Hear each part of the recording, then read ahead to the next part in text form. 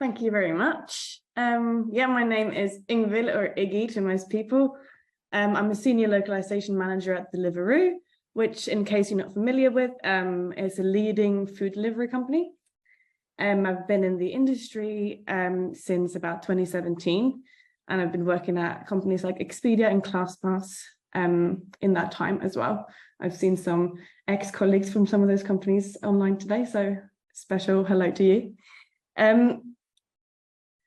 There's one term I've kind of come to hate recently, but it's this in this macroeconomic environment that we hear a lot. But in this economy, teams may not have the budget available to add additional headcount.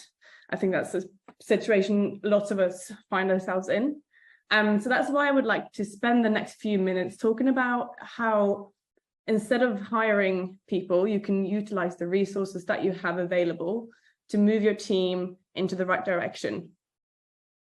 So if you're working in a business that's relatively new to localization, chances are that the localization team was recruited to fill a specific business need, being organizing and overlooking translation and localization, perhaps typically during an expansion period. This is all well and good, but I think a majority of localization professionals know that we can contribute so much more beyond just project management. Like perhaps you'd like to move away from this expectation of localizing large volume as quickly as possible and instead focus on delivering growth for your company at a more strategic level.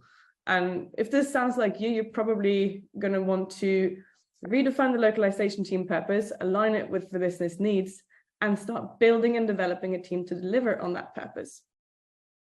And as it sounds, it's not an easy feat by any means. So probably is something that requires you to get out of your comfort zone, harness pretty much all the skills you have in your toolkit, and also be willing to learn a few new ones. But I think personally that this is exactly what makes it so rewarding, because it's not just a chance for you and your team to grow and develop, but you're essentially rewriting your own job descriptions, and you'll get so much more clarity on what additional expertise that you will need in order to get to where you want to be once hiring becomes more of an option. And I think the first thing you want to make sure is that you're not abandoning these tasks that your company initially kind of asked you to do. So this more traditional project management, just because you want to start doing something else.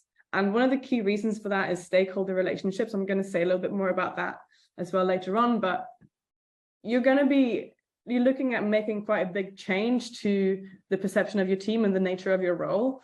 So you're going to need the buy-in from the people around you to do that successfully. So definitely make sure that your stakeholders are happy with you along the way. And this is kind of a key thing, that it's while you're going through this transition, it's you're caught between doing your old job and also hashing out your new job. And I think kind of to Zach's point earlier, I think a key thing to do then is making sure that you can make your traditional or old tasks as efficient as possible. So that could be automation, making sure you have fit for purpose project management tools, do process improvements.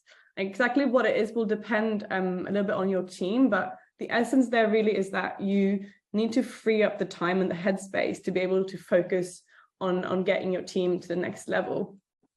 So in my case, for instance, this is something we're constantly working on in my team, and we're not by any means there yet. But I think there's a few team qualities that come really handy as we're going through this process. And some of those are having mutual trust, having a democratic culture, and the openness to discuss failure and successes as we're going through this. So I think if I'm conscious that not every team might have those qualities. I feel very lucky that that's what defines my team, but I think there's definitely things that you can do to foster those qualities if you don't already have them. And equally, if you're on a one-person team, which is a position that I've found myself in the past, it's strange to talk about team culture, but I think if you are on your own, it's even more important to make sure that you have a support network around you, whether someone in the business or someone outside, Because essentially what we're talking about is like not just building a team that works for you or building like a role that works for you, but building a whole team where you want to bring in new people and where everyone can grow and thrive. So my last point on this before I hand it back to Adam is that there's like my philosophy here is basically that anyone's skills and interests can be an asset when you develop a team.